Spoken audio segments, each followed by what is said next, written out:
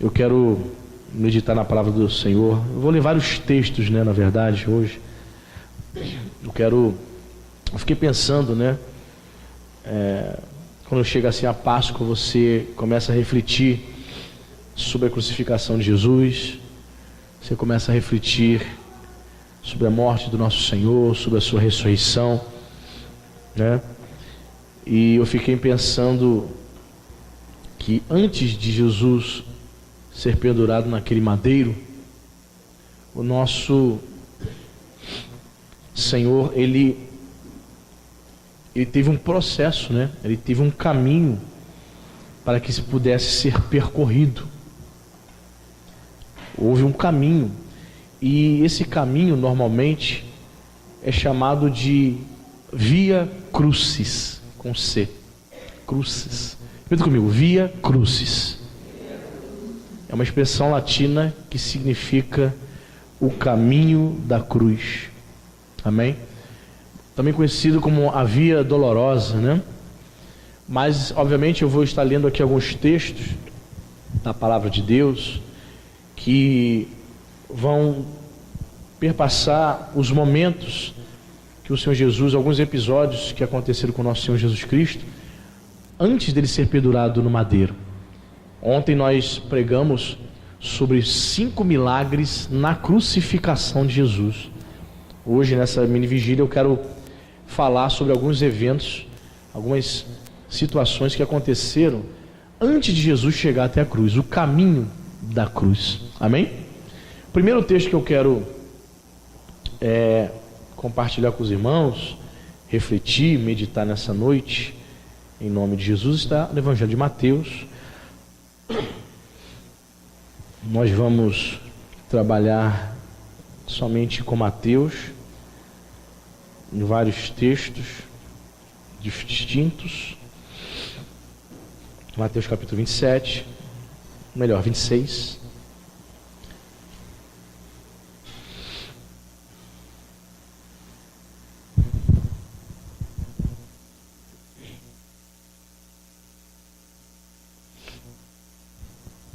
Evangelho de Mateus capítulo 26, vamos ler do versículo 31 até o 35. E vamos comentando aqui vários textos da palavra, amém? Diz a palavra de Deus: Então Jesus lhes disse: Esta noite todos vós vos escandalizareis comigo, porque está escrito: Ferirei o pastor, e as ovelhas do rebanho ficarão dispersas. Mas depois da minha ressurreição, irei adiante de vós para a Galiléia. Disse-lhe Pedro: Ainda que venhas a ser um tropeço para todos, nunca o serás para mim. Replicou-lhe Jesus: Em verdade te digo, nesta mesma noite, antes que o galo cante, tu me negarás 3 vezes. Disse-lhes Pedro: Ainda que me seja necessário morrer contigo, de nenhum modo te negarei. E todos os discípulos disseram o mesmo. Pedro era o porta-voz, Irmãos, no caminho da cruz, na Via Crucis, antes de Jesus chegar até a cruz, até o madeiro, antes de ser crucificado, aconteceram bastante coisas. Jesus viu bastante coisa. E uma das coisas que Jesus viu foi os seus próprios discípulos, que estiveram com ele por 3 anos e meio, se escandalizarem dele. É interessante isso, A Nova Almeida Atualizada, é uma nova versão da Bíblia, diz que Jesus disse o seguinte: Eu serei uma pedra de tropeço para todos vocês. Aliás, a palavra portuguesa escândalo vem da palavra grega escandalon, que significa tropeço, pedra de tropeço. Jesus se dirige aos seus discípulos, note bem, irmãos, e fala assim: olha, nesta noite eu vou ser pedra de tropeço para todos vocês. Como pode, irmão? Imagine, se coloca no lugar daqueles discípulos, e Jesus se dirige para vocês e diz: olha, eu vou ser pedra de tropeço, você vai se escandalizar em mim. Não, Senhor, como é que pode?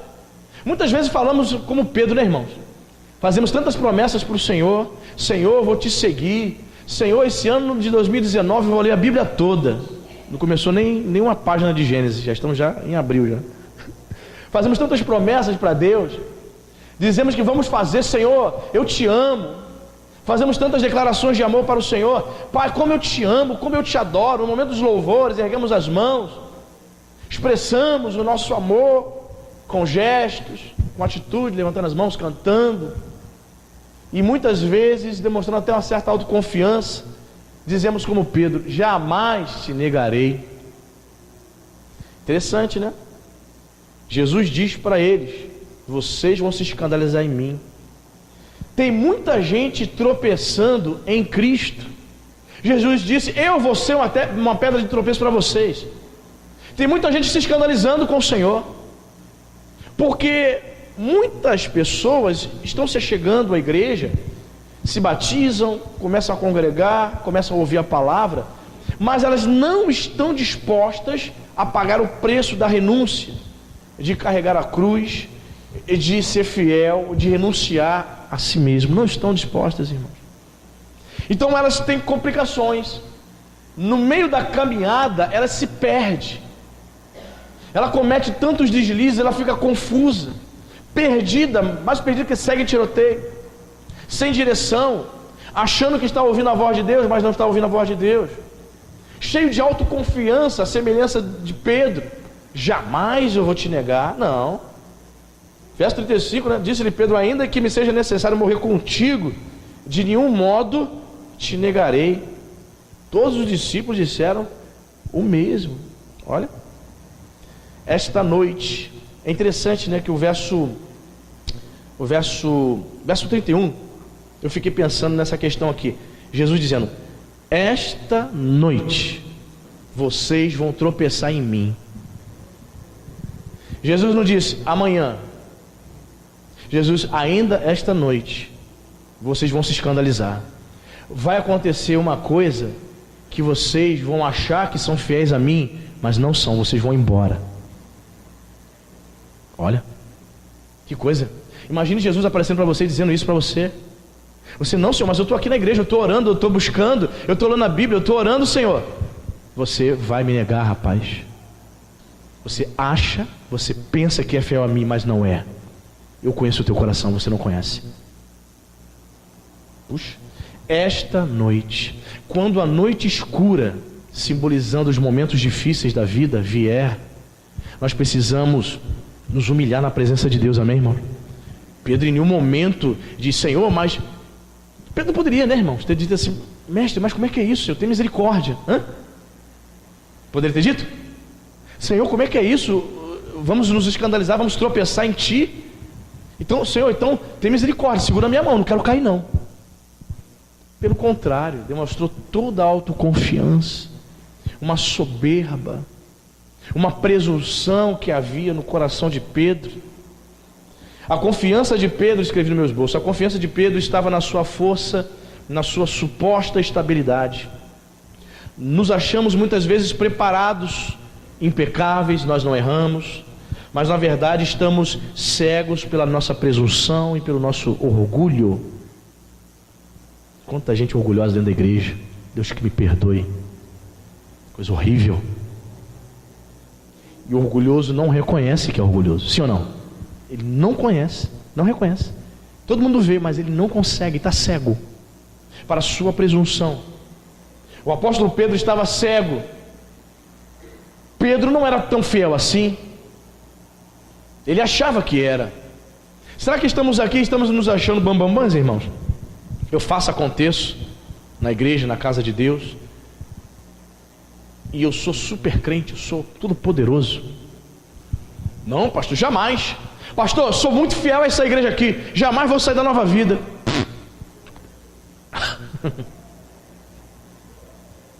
Não existe. Não existe isso. Pastor, estamos juntos, hein, pastor? Fechado. Pastor, tenho muita consideração para o senhor. Pastor, eu amo a Nova Vida. Você tem que amar Jesus, amém, irmão? Você tem que amar Jesus. Tem que ser fiel a Jesus. Porque nós ficamos fazendo tantas declarações ridículas. O apóstolo Pedro foi ridículo aqui. Se necessário for, eu morro contigo. Mentira.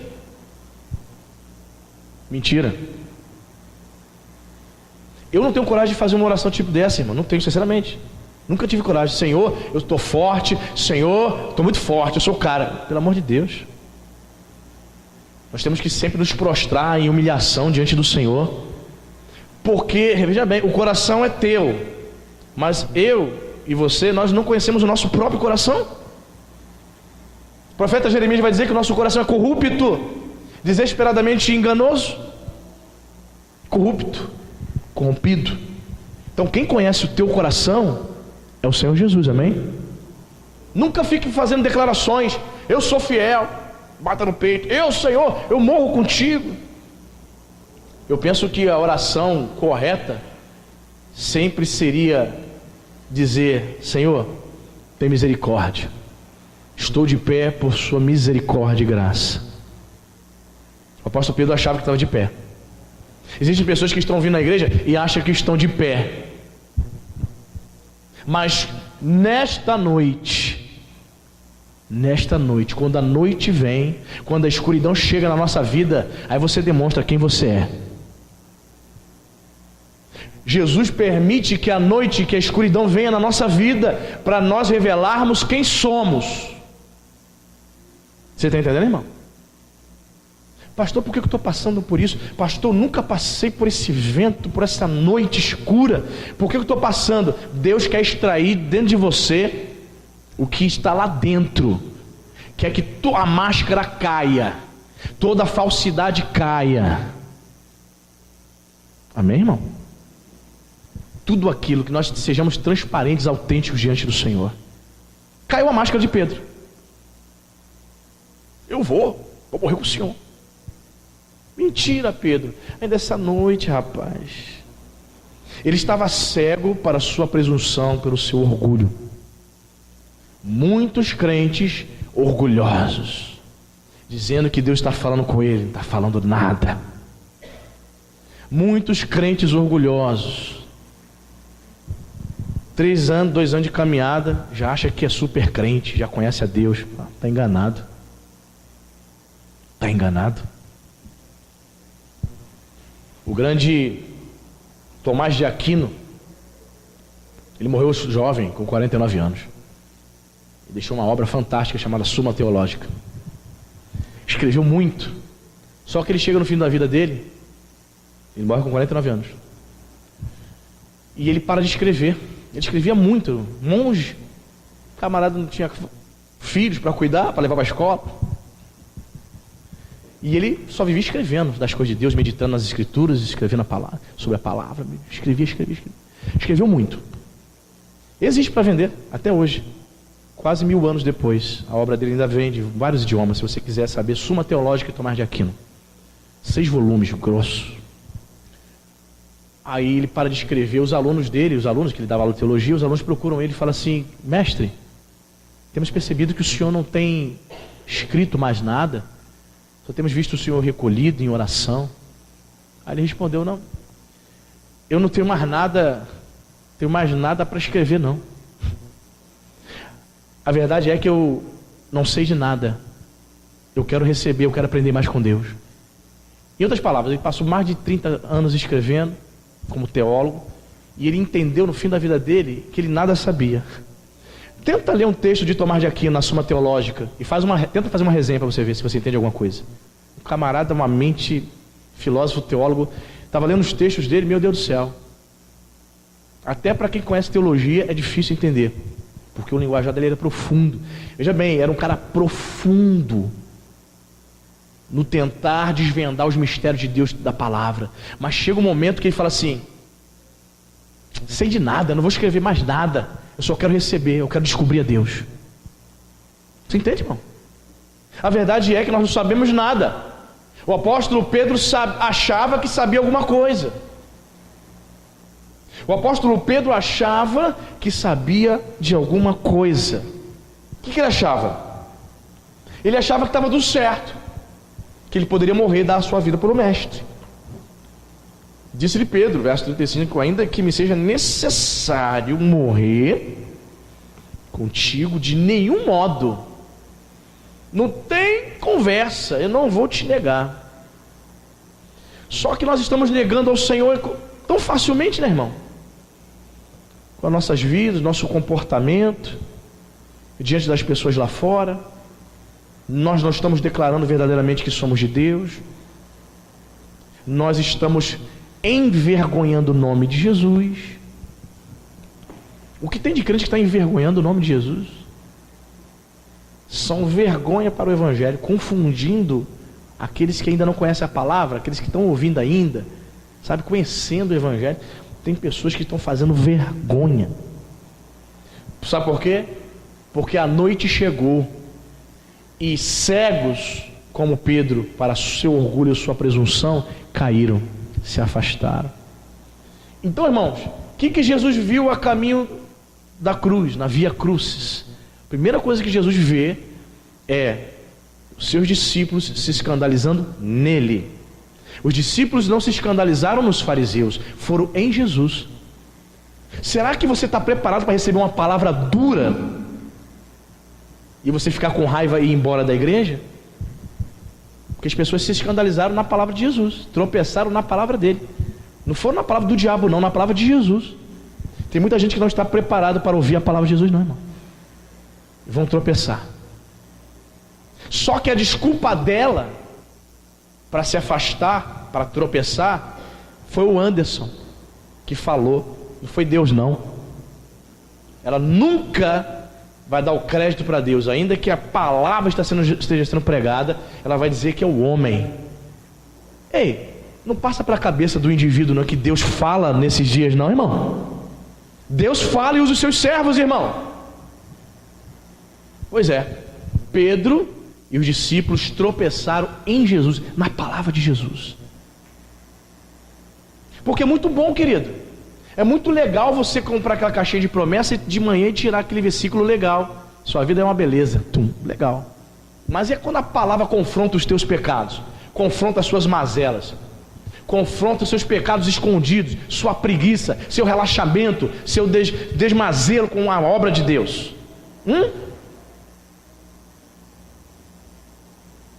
Pessoa que está fazendo a obra de Deus de qualquer maneira, não vem na reunião dos trabalhadores e não fala nada. Por que não veio? Deixa de trabalhar, não fala nada. Sabe o que é isso? Não estou nem aí para Jesus, eu não estou nem aí para as coisas de Deus. Aí faz a casa de Deus, a obra de Deus, bagunça.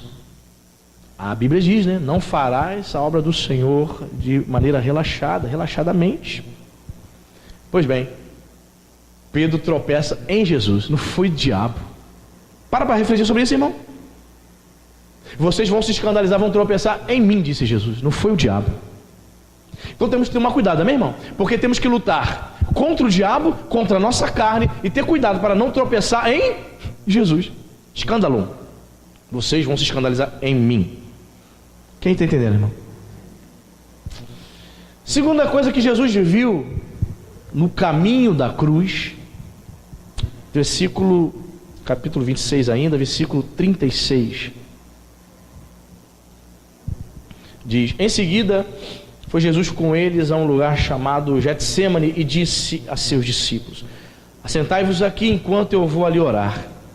E levando consigo a Pedro e os 2 filhos de Zebedeu, começou a entristecer-se e a angustiar-se.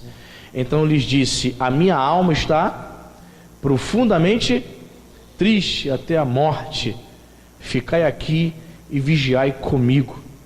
Adiantando-se um pouco, prostrou-se sobre o seu rosto, orando e dizendo: meu Pai, se possível, passe de mim este cálice, todavia não seja como eu quero, e sim como tu queres. E voltando para os discípulos, achou-os dormindo e disse a Pedro: então, nem uma hora pudesse vós vigiar comigo? Segunda coisa que Jesus vê no caminho da cruz, na via cruz, é o fato de não poder contar com seus discípulos. Jesus se decepcionou. Ele fica aqui orando, fica aqui. Vou ali orar, quando retorna, vê os caras dormindo. Decepção, né? Queridos, assim também conosco. A vida cristã, ela é feita muitas vezes por decepção. E veja bem o que eu vou dizer para você, não se escandalize com o que eu vou dizer para você. O verdadeiro crente tem mais decepções do que grandes vitórias. O verdadeiro crente. Mais decepções. Conheço pessoas que estão passando por decepções tão grandiosas. Você não tem imagina. Você não tem noção. Você não imagina. Pessoas fiéis passando por decepções. Jesus leva os seus discípulos mais íntimos. Presta atenção, irmão. Você tem vários amigos no Facebook, né? Quem tem mais de 1000 no Facebook? Quem tem mais de 1000? Mais de 500? Eu tenho, estou com 900. Vários amigos. 900 amigos virtuais. Ninguém vai jantar lá em casa. Muito bem. Jesus tinha vários seguidores, sim ou não? Tinha a multidão, tinha os 12. E ele vai chamar quem para orar com ele no momento de angústia? Quem ele chama para orar? Os 3 mais achegados, aquele que comia, aquele que tomava cafezinho, sabe? Compartilhava ali da intimidade, conversava, trocava ideia, ppp. Então normalmente você deposita muita confiança naquela pessoa. Amiga íntima teu. Sua amiga íntima, teu amigo íntimo. E quando Jesus volta da oração, os 3 caras dormindo. Decepção. Não posso contar com esses caras. Querido, na vida cristã, todos nós vamos passar por situações nas quais você não pode contar com aquele que você achava que podia. É triste isso? É. Mas fica firme, Deus é contigo, amém, irmão? Deus era com o Senhor Jesus. Ele continuou firme. Ele vai dizer, a minha alma estava aflita. Verso 38, né? A minha alma está profundamente triste até a morte. Fui pesquisar essa expressão aqui, profundamente triste. O termo grego significa uma alma cercada de tristeza ou dominada pela aflição. Meu Deus. A alma de Jesus já antecipava, né, seu sacrifício por nós. Por isso a alma dele estava profundamente triste. Imagina isso, irmãos. A alma de Jesus cercada de tristeza, dominada pela aflição. Aí você está contando com determinadas pessoas, está contando com seu amigo, você está contando com seu esposo. Fica aqui que eu vou orar. Quando volta a pessoa está dormindo. Dormir fala de pessoas que não estão atentas espiritualmente às coisas de Deus. Metaforicamente falando, quando nós dizemos fulano está dormindo, refere-se ao sono espiritual. Ela não está atenta às coisas de Deus. Os discípulos não estavam vigiando, não estavam acordados, nem literalmente e nem espiritualmente. Eles não estavam compreendendo que o momento era negro, que a situação ali era caótica. Eles não estavam tendo essa dimensão. Eles não estavam entendendo nada, irmão. Achavam que era mais uma ida de Jesus até o Getsemane para orar um pouco mais. Achavam que era mais uma das aventuras de Jesus para orar lá com eles, naquele jardim bacana. Não, eles não entenderam. Vocês não podem vigiar comigo? Essa palavra vigiar é interessante, né? No original grego é Gregório, né? Gregório, o nome Gregório significa vigiar. Vocês não podem vigiar comigo ou manter-se acordado? Certo escritor disse o seguinte, analisando esse texto: nós dormimos melhor do que oramos. Não é verdade, irmão? Poxa, tem gente que é bom de cama beça, né? A gente dorme bem, né? Não sei quanto a você, mas quando eu estou muito cansado, eu começo a roncar de tal maneira que as paredes do quarto tremem. Às vezes, a Cintia botava os 4 dedos na minha boca. Aí eu acordava, o que foi que está fazendo isso? Ela, não, você está roncando muito. Ela me acordava. É porque eu estou cansado. Pois é, irmão. Nós gostamos mais de dormir do que de orar. Somos muitas vezes dominados pelo sono espiritual, querido, que vai impedir de Jesus te usar, que vai impedir do Senhor Jesus contar contigo. Está dormindo, irmão. As coisas estão acontecendo, Jesus estava na iminência de ser preso, e os caras dormindo. As coisas acontecendo na igreja, um monte de crente dormindo. Pastor na prova, na luta, orando, o crente dormindo, não está nem aí. Ah, pastor. Jesus está voltando e o crente está dormindo. Você está entendendo? O que significa vigiar, irmãos? Vou dizer para você aqui uma definição. O que significa vigiar? Estar acordado. Significa estar ciente das possibilidades da tentação, ter sensibilidade em relação às suas sutilezas, é estar espiritualmente equipado para combater as tentações. Os discípulos não estavam cientes, tanto é que eles dormiram. Eu não gosto muito de dirigir para o Rio e voltar depois do almoço, porque eu durmo no volante. Já dormi várias vezes no volante, irmãos. Jesus que me deu livramento. E a única maneira de eu me manter acordado é se uma pessoa estiver conversando comigo no carro. Por várias vezes já o carro, acordar com o carro puxando 120 por hora, 100 por hora. Eu falei, gente, eu não vou mais para o Rio sozinho, preciso que você vá comigo para que eu possa conversar com você e manter-me acordado. Pois é, né, irmão? Os discípulos poderiam ter combinado entre si, né? Pedro, Tiago e João, galera, vamos deitar não, se a gente deitar, a gente dorme. Vamos ficar de pé? Sei lá, vamos pegar uma bola aí, vamos bater uma bolinha, vamos fazer alguma coisa aqui para a gente manter acordado. Trouxe dominó, Pedro? Trouxe não, vamos jogar aqui, vamos ficar acordados. Quando o mestre precisar, nós estamos ligados. Pois é, irmão. Tem crente que não faz o básico para se manter acordado, espiritualmente falando. Passa uma semana, o cara não tem coragem de abrir a Bíblia para ler. E ainda quer fazer a obra de Deus. Passa-se uma semana e o sujeito não fala com Deus durante o dia. Ele diz, pastor, minha vida está muito corrida. Pastor, tenho que levar a criança para a escola. Pastor, trabalho muito. Irmãos, esse pedido de desculpa, eu não sei se você vai ter coragem de dar para Jesus, face a face no grande dia. Eu não sei se você vai ter essa coragem. Eu não tive tempo. Será, sinceramente, irmão, você acha que Jesus vai aceitar essa sua desculpa? Que você não tem tempo para ler a Bíblia? Passa uma semana inteira e você não tem tempo para orar, para prostrar-se diante do Senhor, para interceder para a sua vida, pela sua família, pela sua igreja, pelo seu pastor. Será que Jesus vai aceitar essa sua desculpa esfarrapada? Claro que não, né, irmão? É claro que não, querido. A resposta de Jesus foi dura. Verso 40. Nem uma hora pudeste vós vigiar comigo? Nem uma hora. Para ele dizer nem uma hora, porque Jesus estava contando com mais horas. Jesus queria que eles ficassem o quê? 3, 4, 5 horas a madrugada acordado. Nem uma hora, cara. Pedro, Tiago, que decepção. Que Deus tenha misericórdia de nós, amém, irmão? Sabe por quê? Nós decepcionamos muito o nosso Senhor, assim como esses três. E olha, que esses três eram os mais íntimos, hein? Imagina aqueles que não eram íntimos. Meu Deus. Imagine os que não eram íntimos. Esses três que decepcionaram o nosso Senhor eram os mais íntimos. Imagine aqueles que não eram. Meu Deus.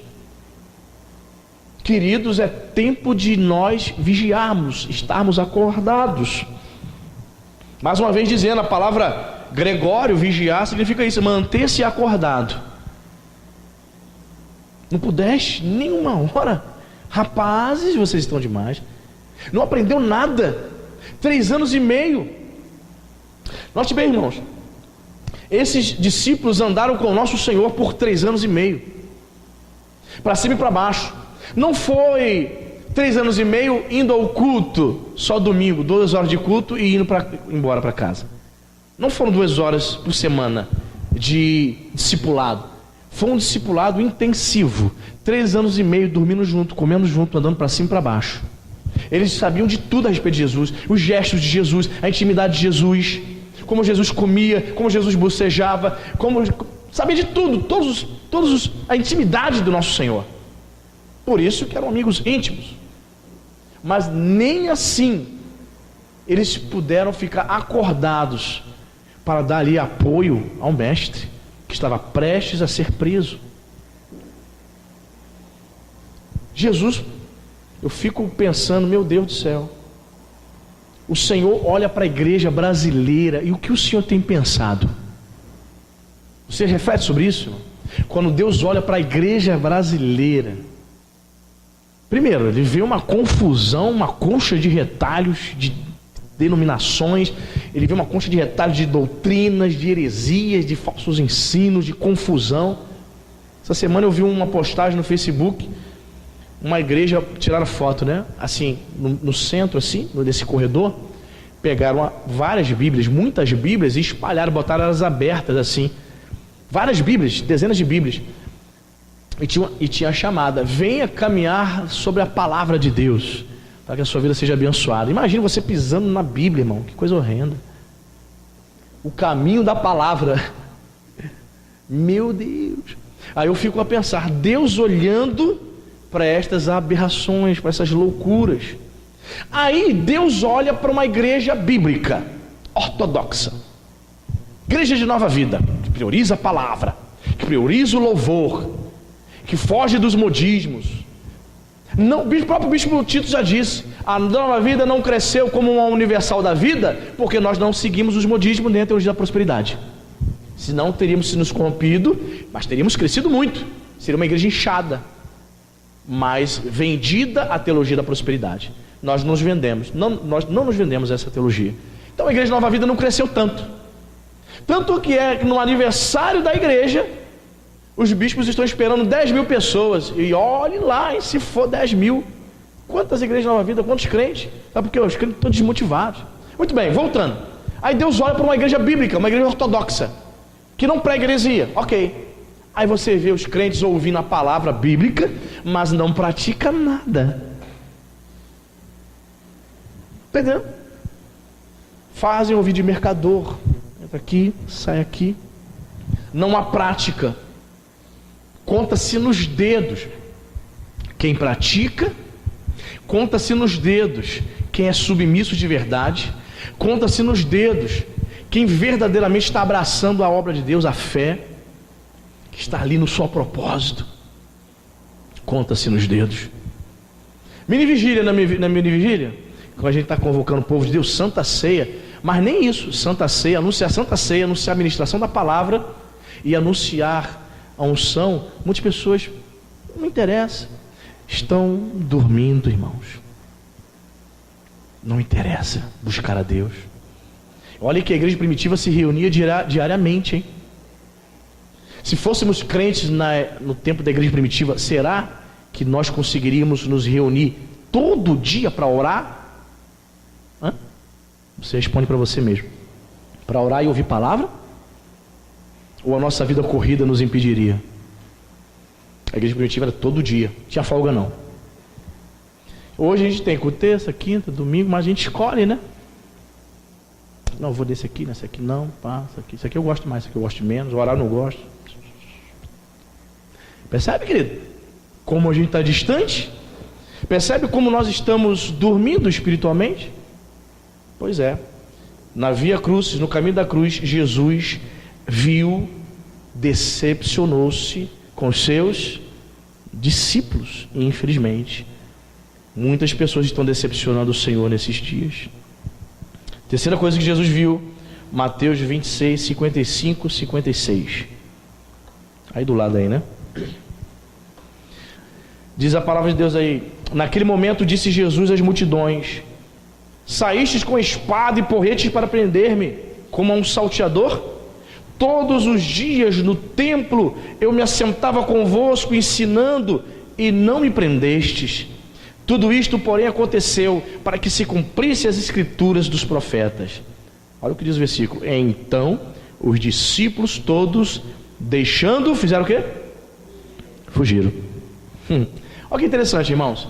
3 anos antes, Jesus havia separado, escolhido os seus discípulos, e eles haviam, diz a Bíblia, que eles deixaram tudo, repita comigo, tudo para seguir Jesus. Quem era pescador deixou de pescar, o publicano, Levi, Mateus, deixou de ser cobrador de impostos para seguir Jesus. Todo mundo deixou todas as coisas, deixaram seus afazeres e começaram a seguir Jesus para cima e para baixo. Agora fugiam, temendo a morte. Irmãos, não é assim? Quando a gente aceita Jesus, no início é tudo mil maravilhas, né? Quando as coisas começam a apertar, nós fugimos. A gente foge. Você se lança para fazer algo para Deus, aí as coisas começam a apertar, o diabo começa a te atacar, porque a partir do momento que você começa a se doar na obra, saiba que Satanás não está satisfeito, aí vem os ataques, aí você, tá difícil, não, pastor, não dá mais para mim, não, valeu? Obrigado aí. Aí, claro, para você não ficar mal com o pastor, você vai dar alguma desculpa, né? Não, pastor, tem alguma coisa para fazer? Eu vou fazer um curso de crochê quinta-feira de noite. É bom esse curso de crochê, chama as irmãs, muito bom e tal. Você vai dar alguma coisa, algum curso vai tu arrumar, alguma coisa você vai fazer. E você vai entregar, e você não vai fazer. Fugimos. No início, largamos tudo. No início, Jesus no céu, na terra, no meu coração. Mas os anos vão passando, irmão, e nós somos desafiados, porque o Senhor Jesus vai provar a nossa fé, a nossa fidelidade, e aí acontece o que eu vejo em muitos crentes, fugindo de compromisso, fugindo de responsabilidade, fugindo de coisas maiores que o Senhor quer dar, amém, irmão? Deus quer dar coisas maiores para as pessoas realizar, mas a pessoa não consegue honrar uma coisa simples. O pastor fala, você vai fazer assim, você vai tirar esse pão daqui, e toda segunda-feira você vai botar aqui, ok? Por quê? Porque o pastor está observando, para ver se ela honra e faz com excelência essa transferência desse pão, para no mês seguinte fazer o seguinte, você vai transferir o pão e também a uva, tá bom, querido? O pastor quer dar esse compromisso, primeiro vai ver se honra com o pão, mas o pastor fala, pega com o pão, aí ele faz assim, tá entendendo? Deus quer te honrar, mas não tem obediência, não obedece, cara, é impressionante, não obedece, não é submisso, às vezes a pessoa tem potencial tremendo para crescer no reino de Deus, na obra de Deus, mas não é submissa, no coração esconde coisas terríveis, não pode receber mais responsabilidade, porque senão vai acontecer igual Pedro, a máscara vai cair, quando menos esperar. Você entende, irmão? Submissão. Temos grande dificuldade de obedecer, sabe por quê? Porque dentro de nós existe a natureza caída, e ela é extremamente rebelde. Ela não quer obedecer a Cristo, irmão. E aí o que nós fazemos? Quando a coisa aperta, a gente foge. Será que você não está fugindo de responsabilidade que Deus quer te dar? Será que quando o pastor está pregando, você fala, isso não é para mim não, isso aqui é para o irmão do lado aqui, não é para mim não. Se meu marido estivesse aqui, essa palavra é para ele, não é para mim não. Estamos fugindo, a palavra é para você sim. Fugiram. Quando a incerteza e o medo nos sobressalta, somos inclinados a fugir. Só que a minha Bíblia, a sua Bíblia vai dizer, Paulo escrevendo a Timóteo, ele vai dizer que Deus não nos deu um espírito de temor, mas de intrepidez e ousadia, amém, irmãos? Deus não te chamou para você fugir não, querido. Na hora do vamos ver, você precisa estar firmado na rocha, irmão. Só foge quem não crê. Só foge quem tem medo. Eles ficaram com medo. O medo é inimigo da fé. Só foge quem não acredita. Se eu não acredito no poder de Deus, se eu não acredito no agir de Deus na minha vida, eu fujo, eu desisto de tudo. E Deus não quer que você fuja, amém, irmão? Os discípulos todos deixando fugiram. Tem gente que só vive fugindo de responsabilidade.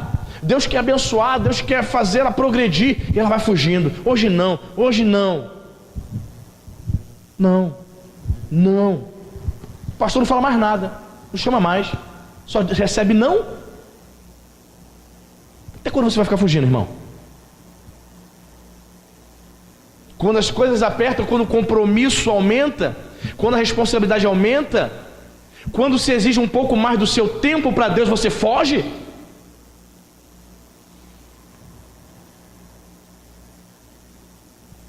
O Senhor está levantando e nos concedeu o espírito de intrepidez, irmãos. não espírito de temor. Como Deus vai te usar, irmão?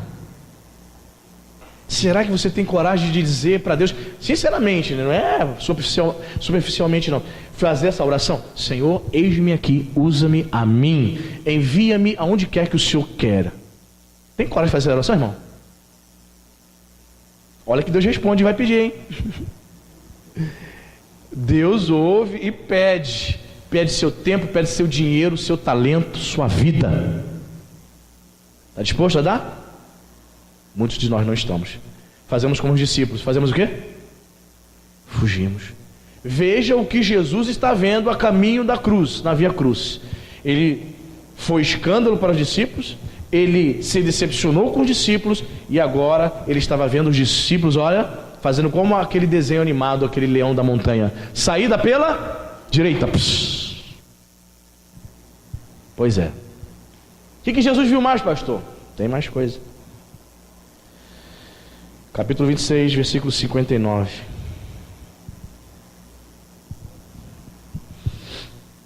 Você achou? Diz a palavra: ora, os principais sacerdotes e todo o sinédrio procuravam algum testemunho falso. Repita comigo: testemunho falso contra Jesus, a fim de o condenarem à morte. E não acharam, apesar de se terem apresentado muitas testemunhas falsas. Mas afinal, compareceram duas, afirmando: este disse, posso destruir o santuário de Deus e reedificá-lo em 3 dias.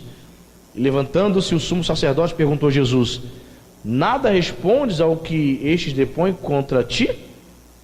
Jesus, porém, guardou silêncio. E o sumo sacerdote lhe disse: eu te conjuro pelo Deus vivo, que nos diga se tu és o Cristo, o Filho de Deus. Respondeu-lhe Jesus: tu o disseste. Entretanto, eu vos declaro que desde agora vereis o Filho do Homem assentado à direita do Todo-Poderoso e vindo sobre as nuvens do céu. Então o sumo sacerdote rasgou as suas vestes, dizendo: blasfemou! Que necessidade mais temos de testemunhas? Eis que ouvistes agora a blasfêmia. Que vos parece? Responderam eles: é réu de morte. Então uns cuspiram-lhe no rosto e lhe davam murros, e outros os esbofeteavam, dizendo: profetiza-nos, ó Cristo, quem é que te bateu? O que Jesus viu mais, irmãos? Veja bem, eles estavam aqui diante do sinédrio e eles estavam desesperados para encontrar, repita comigo, testemunhas falsas. Demorou, irmão, porque tinha gente que não queria se envolver com isso, né? Olha só, vou te dar 30 moedas, você vai lá dentro e diz que aquele moço está lá dentro, um que está todo castigado, já apanhou bem, diz que ele fez isso. Muita gente diz: não, eu não, tá doido? Vou me envolver com isso. Mas você sempre encontra pessoas de mau caráter, sim ou não? Encontraram 2 testemunhas falsas. A lei dizia que tinha que ter 2 testemunhas para se condenar um homem. E foram lá e inventaram ela. Ó, ele disse que ia destruir o santuário, mas Jesus havia dito, se referindo ao seu corpo, né? Destrua esse santuário, esse templo, esse corpo, e eu vou reconstruir em 3 dias, se referindo à sua ressurreição. E eles pegaram essa palavra de Jesus e interpretaram totalmente equivocadamente, certo? O que eu aprendo aqui, irmãos? O que Jesus viu a caminho da cruz? Sabe o que ele viu? Falsidade, mentira. Querido, eu vejo muitas pessoas dentro da igreja dizendo: eu não vou para a igreja não, porque na igreja só tem gente falsa. Geralmente quando ela fala isso é porque ela é uma das piores falsas que existe, né? Ela é uma das mais falsas. Existe falsidade? Existe, sim. Jesus, a caminho da cruz, teve que lidar com a falsidade, com a mentira. Imagine, irmãos, você está ali diante daqueles homens, 2 pessoas que você nem conhece chegam ali e começam a falar mentira. Ó, você falou isso mesmo. E Jesus em silêncio, irmão. Porque a vontade do ser humano é fazer o que, irmãos? Se justificar, se defender. A nossa vontade, quando alguém fala uma mentira contra você, quando alguém te acusa, quando alguém não sabe do seu particular e começa a falar mal de você, te detonar, qual é a tua vontade? Tira satisfação, irmão. a tua vontade de se defender, se justificar. Raramente algum de nós aqui vai ficar como Jesus, calado. Isso, continua mentindo, pode mentir. Continua mentindo. Eu estava vendo essa semana alguns youtubers de direita revoltados com Bolsonaro. Eu falei, por que esses caras estão revoltados? Porque eles estão achando o Bolsonaro muito quieto em relação ao que está acontecendo ao STF. Ele está muito quieto. Aí algumas pessoas defendendo, dizendo, não, isso é uma estratégia. Se ele falar qualquer coisa em relação ao STF, a imprensa pode jogar contra ele. Aí o youtuber de direita falando, não, eu colaborei para que ele fosse eleito. Eu estou fechado com ele, mas eu vou cobrar. Eu estou achando ele muito parado. Eu estou achando que ele precisa ter uma atitude e tal. Eu fiquei pensando, refletindo, não sei, talvez seja uma estratégia do Bolsonaro ficar calado, não sei. Também estou pensando a respeito desse assunto. Mas as pessoas falam muito mal dele, e é muito difícil, irmãos, você ficar calado. Há momentos que você precisa ficar calado, amém, irmão? Mesmo pessoas falando mal de você, levantando falso, dizendo mentiras a teu respeito. E dentro da igreja você pode encontrar essas coisas sim, irmão. Então esteja atento. Não seja imaturo, não seja crente infantil, porque quando falarem falsamente contra você, quando agirem com falsidade contra você, para você não dizer assim, eu vou sair da igreja, Deus não está vendo isso não. Deus está vendo, irmão. Deus permite, Deus não permitiu isso com Jesus? A caminho da cruz, Jesus teve que lidar com a falsidade. Jesus teve que lidar com mentiras. Duas testemunhas falsas ali falando um monte de mentiras, e Jesus assim. Impressionante, né, irmão? Mentira, mentira. Quando mentem a seu respeito, nós devemos lutar contra as mentiras também, irmãos, do diabo, sabia? Existem as pessoas que falam mentiras contra você, levantam falso contra você, e existem as mentiras do diabo, mentiras que ele fala a respeito da sua pessoa. Como assim, pastor? Muitas pessoas vivem em estado de acusação, vivem com a consciência pesada, vivendo uma vida cristã derrotada, porque o diabo inventou mentiras a respeito dela e ela carrega aquilo, está escrava daquele problema, aquele peso, aquele fardo. Ela abortou na juventude, o diabo diz que ela não tem perdão e ela carrega essa culpa. Ela é uma pessoa fraca espiritualmente, o pastor está falando, você precisa buscar a Deus, você vai conseguir e tal. Aí o diabo vai dizer, não, você não consiga, você não vai conseguir. Lembra da semana passada? Você caiu. Você não vai conseguir. Lembra? O pastor fala, mas você nunca consegue colocar em prática? Pois bem, você é um derrotado, você é um fracassado. Então ela absorve aquela mentira do diabo para si. Nós devemos lutar também, irmãos, contra as mentiras de Satanás contra a nossa pessoa, amém, irmão? Se eu duvidar, como pregador da palavra de Deus, o diabo tenta jogar mentiras também para mim, dizendo que Deus não está comigo, dizendo que não tenho chamado. O diabo me faz esquecer de quase 9 anos aqui, quantas pessoas foram transformadas pela palavra que saiu desse púlpito. Me faz esquecer quantas pessoas eu batizei aqui, me faz esquecer quantas pessoas vieram a conhecer o Senhor Jesus através do meu ministério, e me faz esquecer por um momento, por causa de um determinado problema. Então ele tenta nos ludibriar com mentiras a nosso respeito. Devemos lutar contra as mentiras de Satanás, amém, irmão? Jesus lutou contra as mentiras de Satanás o tempo todo no seu ministério. Lembra lá na tentação do deserto? Se tu és o Filho de Deus, se você for, colocando dúvida no coração de Jesus, se você for, aí você transforma essas pedras em pães. Aí Jesus fica num dilema. Se tu és o Filho de Deus, transforma. Se Jesus transformasse as pedras em pães lá na tentação do deserto, Jesus estaria utilizando do seu poder de forma ilegítima. Não era da vontade de Deus que ele transformasse pedras em pães. Não era para lhe dar espetáculo. Não era o propósito. E Satanás dizendo, se tu és, transforma.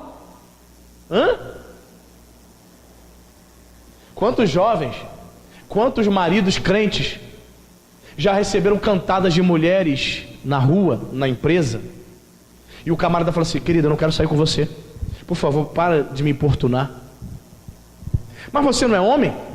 Sim, sou um homem, sou servo de Deus, sou casado, tenho filhos, sou fiel à minha família, sou fiel ao meu Deus. Ah, então você não é homem, porque eu quero sair com você, eu sou mulher, como homem você deveria sair comigo. Entendeu? Colocando o camarada em xeque-mate. Então você não é homem, porque você não quer sair comigo, eu sou muito linda, estou dando condição para você e você não quer me dar bola, então você não é homem.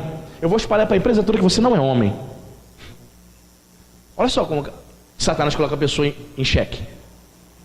Algo parecido que Satanás tentou fazer com Jesus. Se tu és o Filho de Deus, transforma. Mas não era para Jesus transformar. Ele queria que Jesus ficasse em dúvida. Bem, não, eu sou filho de Deus sim. Eu vou provar que eu sou filho sim. Eu vou transformar essas pedras em pães agora. Ele ia fazer a vontade do diabo. Jesus tinha certeza de quem ele era, amém, irmão? Nós devemos ter certeza de quem somos, amém? Filhos de Deus, servos do Senhor, amém? Nós não podemos duvidar disso. Só que Satanás vai trabalhar com mentiras. Trouxeram 2 testemunhas falsas para dizer mentiras a respeito de Jesus. Temos que lidar com isso, amém? E é interessante no versículo 64, é importante comentar também.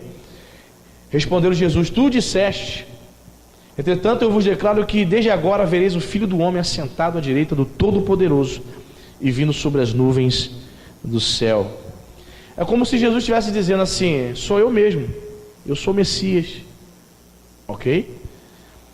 É como se Jesus, em relação ao seu julgamento, estivesse dizendo assim: olha, vocês agora, neste momento, vocês estão tendo a oportunidade de me julgar, mas virá o tempo em que eu vou julgar vocês.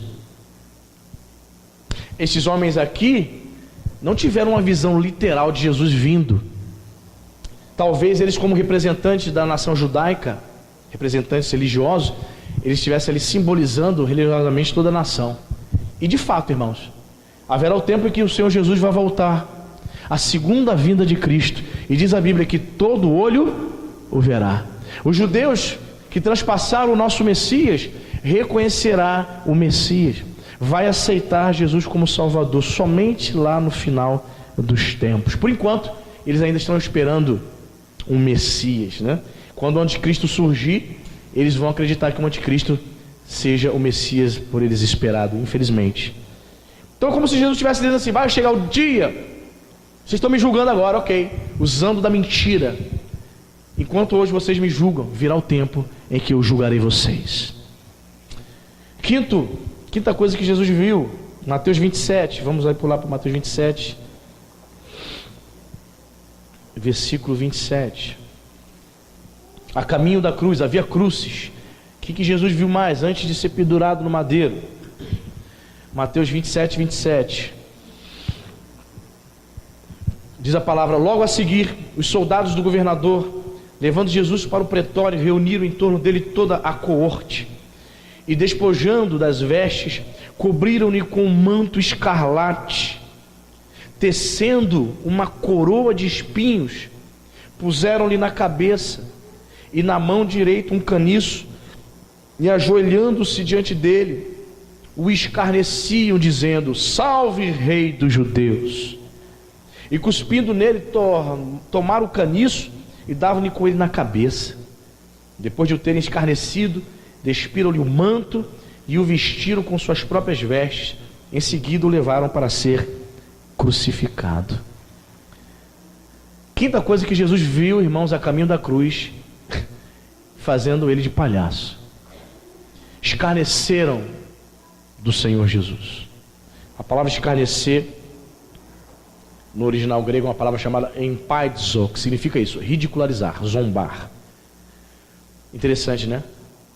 Muitos crentes, irmãos, estão zombando do nosso Senhor Jesus hoje. Se dizem crentes, mas as suas vidas é um escárnio.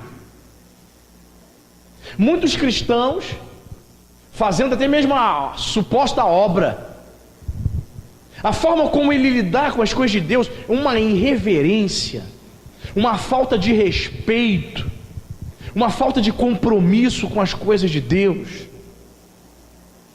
Retrata, ridiculariza e zomba do nosso Senhor. Paulo escrevendo aos Gálatas, capítulo 6, versículo 7, irmãos, Paulo vai dizer: de Deus ninguém zomba. E o que a gente mais vê são os crentes tentando zombar, escarnecer do nosso Senhor, ridicularizando o nosso Senhor Jesus Cristo. As suas próprias vidas é um escárnio, é uma afronta. São pessoas que, meu Deus do céu, você não vê nada de Deus nelas. Irmãos, olha o que eu estou falando para você. Existem pessoas há 20 anos na igreja que não tem o Espírito Santo, irmão. Você acredita nisso? Tu conhece? Eu conheço. Pessoa, vou repetir, hein? Para você que não ouviu, você se distraiu, tua mente está lá pensando no feijão que tem que fazer para amanhã. Olha só, existem pessoas que estão na igreja há 20 e 25 anos, que elas nunca nasceram de novo. Isso é muito sério. Elas nunca tiveram a experiência do novo nascimento. Pastor, mas elas estão fora da igreja? Continuam vindo à igreja. Como é que pode isso, pastor? É uma boa pergunta. Religiosos, irmãos. É só você imaginar um adepto da seita Testemunho de Jeová. Lá eles não chamam de pastores, né? Lá eles chamam o líder deles de ancião. O ancião que está à frente de uma seita dessa, o Salão do Reino, ele está lá dirigindo aquela congregação há 30, 40 anos. Tem o Espírito Santo? Não, eles nem creem no Espírito Santo. Então, é possível fazer parte de um sistema religioso 30, 40 anos e não ter o Espírito Santo e não ser salvo. Fazer de Jesus uma vida de zombaria, escarnecendo do Mestre. Os soldados escarneceram de nosso Senhor. Mas eu afirmo, infelizmente, irmãos, que hoje muitos crentes ridicularizam e zombam de nosso Senhor Jesus, deturpando o Evangelho, anunciando um outro Evangelho, escarnecem do nosso Senhor. É impressionante. As pessoas dizem que é Evangelho o que estão pregando por aí, mas não é, irmão. Presta atenção, irmão. Evangelho que não te confronta e que não exige que você negue alguma coisa, renuncie a alguma coisa, não é Evangelho. Anotou no seu caderninho? Se você está vivendo, pastor, eu estou vindo aqui nessa igreja, mas eu não renuncio a nada, eu não sacrifico a nada, eu não abro mão de nada por Senhor Jesus, então você não está vivendo o Evangelho, mesmo vindo aqui, mesmo ouvindo a palavra que você está ouvindo nessa noite. Você não abre mão de nada, você não renuncia a nada, você não nega nada, você não sacrifica-se pelo Mestre por nada, então você não está vivendo o Evangelho. Você está vivendo outro Evangelho, irmãos. Você está escarnecendo do Senhor. Você está zombando do Mestre. De Deus não se zomba. Muitos crentes, infelizmente, estão zombando do nosso Mestre. E é interessante, irmãos, que nessa zombaria que fizeram com o nosso Mestre, diz aqui que ele recebeu uma coroa de espinhos. Estudiosos dizem, irmãos, que cada espinho chegava a 5 centímetros, irmão. Imagina aqui na sua cabeça. Nessa que entrou, o sangue melado desceu. Por ironia, a palavra aqui no grego para coroa é Stéphanos, que significa coroa de vitória. Que ironia, né, irmão? O nosso Senhor foi coroado com uma coroa de espinhos para que eu e você pudéssemos um dia colocar uma coroa de glória, amém, irmão? Ele se permitiu, ele deixou ser ridicularizado.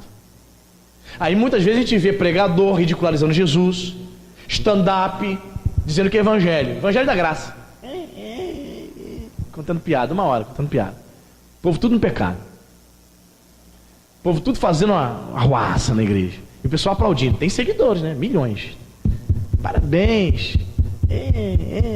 Camarada pregando teologia da prosperidade. Não, mas ele está ganhando muita alma. Não importa o que ele está pregando, não. Está ganhando muita alma. Não importa o que ele está pregando? Ganhando alma? Não. Ele está arregimentando pessoas para a sua religião, para a sua seita. Ganhando almas para Cristo, não. Ele está ganhando seguidores, adeptos, fã. Então, muitos pastores que escarnecem do Senhor estão adquirindo fãs. fãs. Você vai num vídeo do Cláudio Duarte, ele contando piada lá, diz que é pregação, aí tá lá contando piada. Aí você ri muito, né? Que ele é engraçado mesmo. Engraçado ele é. Aí você fica lá rindo, 40 minutos, 1 hora rindo. Aí você vai ler os comentários no vídeo. Lê os comentários pra você ver. Leia os comentários. Aí aparece um santo lá, né? Um profeta. Se converte, isso não é evangelho não. Meu Deus. As contra-respostas. Sai daí, você está caindo contra o profeta de Deus. Esse homem já ganhou muitas almas. Não, ele não ganhou alma, irmão. Ele ganhou seguidores, adeptos, fã-clube de stand-up. E não prega evangelho não, irmão. Um monte de pessoas falam, sou católico, eu rio muito com o senhor. Eu acharia interessante se a pessoa dissesse, sou católico, estou sendo, de fato, estou aprendendo a palavra de Deus, estou sendo confrontado a me converter, eu vou me converter com a sua pregação. Não. Sigo o senhor, gosto muito de dar risada. Sou católica, sou espírita, te acompanho. Percebe? A pessoa não muda. Não há conversão. Porque o evangelho não está sendo pregado. Rir por rir, a gente vai, aluga um filme, eu vou um filme de comédia na Netflix. Vai no cinema. Agora, a pessoa dizer que está pregando, por conta das muitas críticas que ele tem recebido, ele agora diz que não é mais pregador, né? Ele fala agora que é coaching. Coaching. Sabe o que é coaching? Palestrante, treinador de casais. Estava pegando mal dizer que é pastor. Tu não pastor é ninguém, irmão. Mesmo quando o camarada se declara pastor. Tem um camarada que tem um canal aí no YouTube, Nascidos de Novo, canal dele. Calvinista roxo esse cara. Ele diz que é pastor. Faz review de Bíblias e tal. Ele diz que é pastor. Pastor é ninguém. É fácil ser pastor, né, irmão? Atrás da internet, notebook, né? Quero ver ser pastor, encarar face a face a ovelha, viver os problemas das pessoas no dia a dia. Quem vive os problemas das pessoas, esse é pastor. Título de pastor qualquer um se dá, irmão. Ficar atrás de um Facebook, entrando em debate se é calvinista ou arminiano. Mas não estar perto da ovelha, vivendo o drama da ovelha, ouvindo o lamento, o choro, os problemas das pessoas. Isso é pastor, irmão. Você tem os seus problemas para você cuidar do seu, da sua família e ainda compartilhar do problema de todos. Esse é o verdadeiro pastor. Pastor é aquele que está pregando e você sabe que tem pessoa no meio da congregação que está assim, ó. Ele pensa que é o quê? Rapaz, não é mole não. O Bispo Tito estava contando que em Botafogo, quando o Bispo Roberto do nada resolveu ir para os Estados Unidos. Tito, não era nem bispo. Tito, fica aí que eu estou indo para os Estados Unidos. Mas Bispo Roberto, você vai para onde?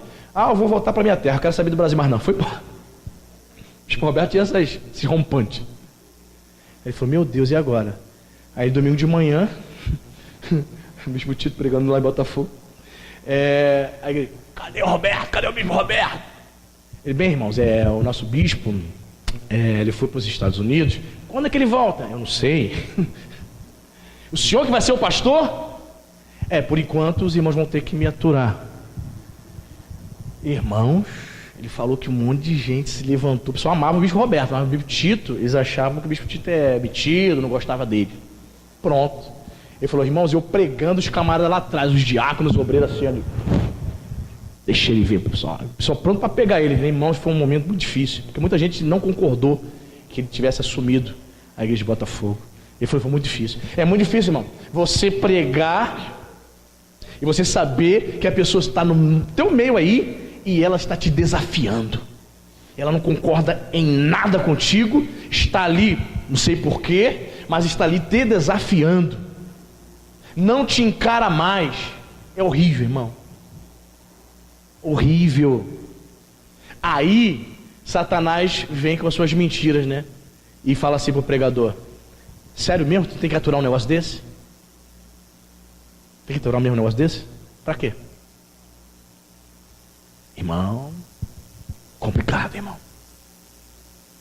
Mas quando passamos por isso, nós temos que olhar para o nosso Senhor Jesus.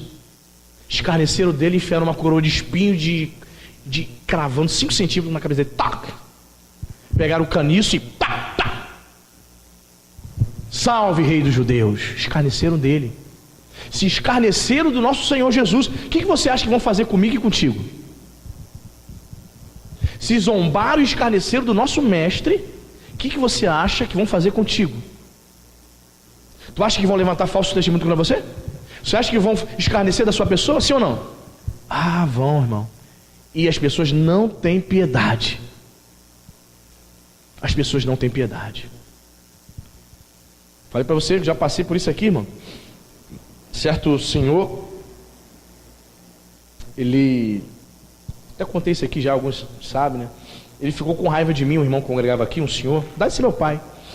Ele deve estar com 72 anos hoje.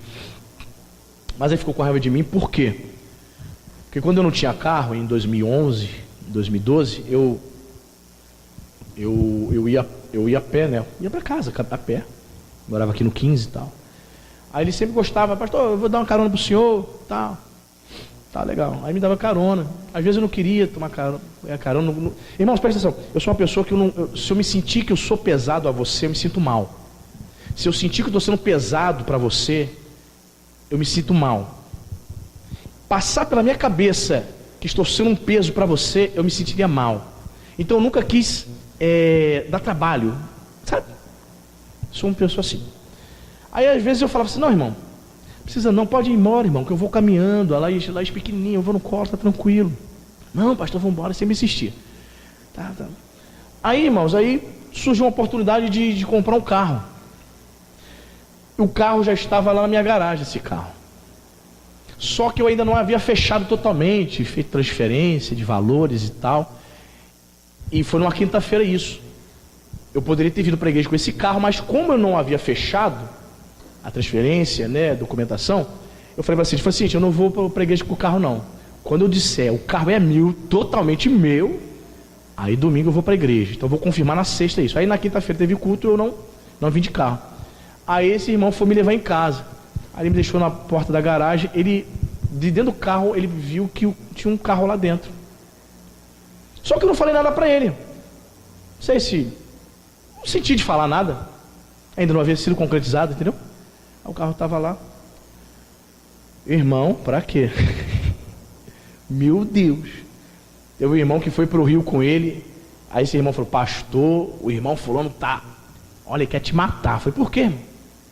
Porque o senhor não contou para ele que o senhor comprou um carro. Eu falei, meu Deus, mas para que é isso? Eu sou obrigado mesmo? Ele falou que viu o carro lá no senhor, o senhor não teve consideração por ele, porque ele leva o senhor todo dia em casa. Eu falei, Jesus, pastor foi de Araruama até o centro do Rio, 2 horas de viagem, mas ele acabou com a sua raça.